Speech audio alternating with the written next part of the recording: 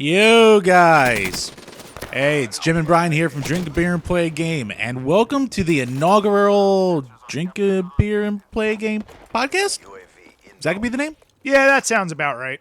Alright, yeah, that's creative enough. Anyway, we wanted to do a little thing where we just sit around and kind of bullshit about games. Obviously, the most inventive idea on the internet. We're bringing that to you once again. Hey, we're also going to talk about beer from time to time. That's a good point. Anyway, so yeah, we're going to do some topics. We're going to bullshit around. If you guys have any topics, please feel free to put it in the comments. Comment on what we talk about. If you like this, let us know. You know we like appreciating hearing it. Ah, yes, Twitter as well. We're at A Beer and a Game for those who don't know. So tweet us away any topics you got. All right, Bri, what's the first one going to be?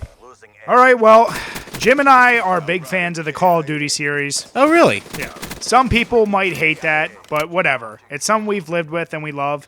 And obviously, we want to just talk about our first impressions of Black Ops 3. So, Jim, I'm going to let you get started. Why don't you tell us some things you liked about it? All right. The first thing I liked about it is that it seems like a return to form, basically. I'm still not 100% crazy about the wall jumping and the jetpacks and all that shit. Something I really don't want too much from a Call of Duty game, but for the most part, it isn't overly broken like it was in Advanced Warfare, so that's probably the biggest thing I wanted to say they did a good job with first. We're about a month into the game being out, and people are getting a little annoying with it, but luckily it's got that stamina bar, so it isn't completely broken. Yeah, I'm going to piggyback off Jim. One thing I loved, and the thing I was worried about the most, is the balancing issues. In every goddamn Call of Duty, you have that one goddamn overpowered gun, and we haven't seen that problem here. In this game, I was so concerned that the specialist abilities were going to break the game. Fortunately, they are just a fun addition. I don't care what you have, they don't ruin a game. If somebody has it, it's not all of a sudden going to mean, oh shit, I'm dead. They're not abused in any way. And it really is a nice change to form, other than the goddamn jumping, like Jim mentioned. But at least that's been toned down overall. Yeah, another thing I like about the game is I'm no sniper, like, at all, even remotely close. But I do like that there's actually little spots in Crow's Nest, almost, for snipers to actually sit and snipe in. It isn't just quick scoping. Quick scoping really hasn't really even been that big a problem. Some people are just good and quick on the trigger, like always, but I guess I can say a lot of the bullshit from last games doesn't seem to be too big of a problem in this. Yeah, I can concur. I'm a sniper, and I love the sniping in this game. Some maps actually feel like they were meant for the sniper. So, like Jim said, definitely a return to the old style. And concur, when did you buy a thesaurus? When you stop sucking dick! Oh, yep. But anyway, now we gotta talk about the shit we don't like. I'm going to start. Jim already kind of mentioned his concern with the jumping, and it just feels like players think they're playing Halo. They don't bother running regularly. They're hopping up and down.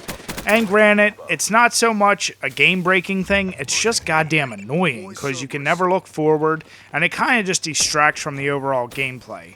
That being said, I don't think it's something they need to fully get rid of, but maybe just bring the timers down on those boosts a little bit more and just use it for only scaling a building or wall climbing or running, whatever the fuck it's called in this game. Yeah, I think we're still probably a little bit too much in the old Call of Duty mindset. Like, when Titanfall, I had no problems with any of the jumping or the wall running or shit like that. But maybe it's because I went into that thinking, oh, this is a different game, this is how you play this. And I still have to get past that in this? I don't know, maybe. But, yeah, it's starting to get a little annoying, but at least it isn't broken. I think the last point I want to really talk about, personally, is the zombies mode. Now, if you follow our channel, you know I made a top 10 zombies list in Call of Duty, so I am a huge fan of the series. Jim, not so much, but this map is just fucking huge. There is so much to do, and it really feels like that has taken precedence over even the campaign in the game. There's just, in my eyes, there's almost too much to do because now most of my friends just like playing the multiplayer, and if you're playing by yourself, it's a goddamn beast to try and get through. Still fun. I actually wish it would return to the more simplified maps of the old games. Yeah, it definitely lost the pick up and play almost kind of mentality. It's not a distraction anymore, it's a commitment. And I guess on that note, I'll talk about the single player campaign. And it's not bad. I've played a couple of the Call of Duty campaigns, and this is not my favorite, but it's at least interesting. I'm always a mark for Chris Maloney from SVU, so the fact that he's one of the main characters, I was always like, oh boy, Chris Maloney! But besides that, it's also got the Doctor from Star Trek Voyager. That's cool. All the voice actors do a decent job. The main character guy, at least if you play as a male, his voice is a little weird and doesn't really seem to fit. But besides that, everyone does their job fine. The story's okay, the beginning's a little boring, but the end has some actually pretty cool and creative set pieces. And actually, the real end, somewhat spoiler alert, the real end's going to confuse you, so I recommend reading all the journal entries, trying to collect all the items you can, because you really have to do everything to experience the full story.